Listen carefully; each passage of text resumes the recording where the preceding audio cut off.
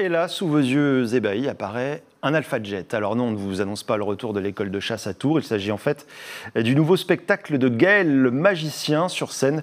Le Loir-et-Cherien est aux côtés de cet avion mythique employé encore aujourd'hui par la patrouille de France. Une prouesse que nous raconte Clémence Dosque au Comtois en Sologne. Voici donc l'avion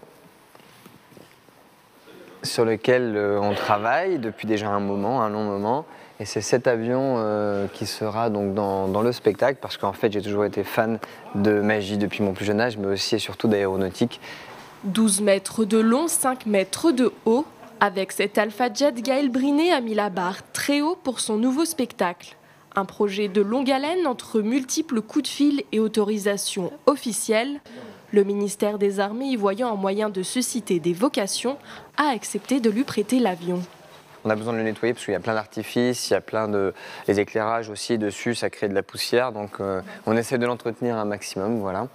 Un Alpha Jet bichonné puisque star d'un numéro unique au monde, l'illusionniste Blaisois l'a présenté en avant-première à Salon de Provence le 19 mai dernier, un showcase privé en présence des pilotes de la patrouille de France. Un crash test couronné de succès, notamment grâce à l'aide de son équipe. Une vingtaine de personnes jouant des lumières depuis l'ombre. En gros, c'est nous qui donnons, on va dire, l'image visuelle en gros du spectacle. Donc la direction, en gros, quelles couleurs on met, quels effets on met, voilà. Qu'est-ce qu'on doit éclairer et qu'est-ce qu'on ne doit pas éclairer. Qu'on ne dévoile pas les secrets, que ça rend quelque chose quand même de joli visuellement.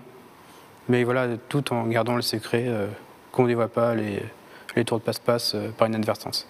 Des secrets bien gardés pour entretenir la magie de ce rêve d'enfant.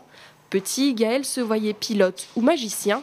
Il a fini par faire d'une pierre deux coups. Quand j'étais tout petit, j'assistais déjà à des meetings aériens, j'allais dans des simulateurs. J'ai toujours trouvé ça magique de voir un avion voler. Ça peut paraître stupide, mais depuis mon plus jeune âge, lorsque je voyais un avion, ça pouvait être un avion de chasse ou même un avion de ligne, je trouvais ça fou, dingue. Ce spectacle plus personnel s'envolera bientôt en tournée. Première escale le 23 novembre prochain à la Scène musicale de Paris.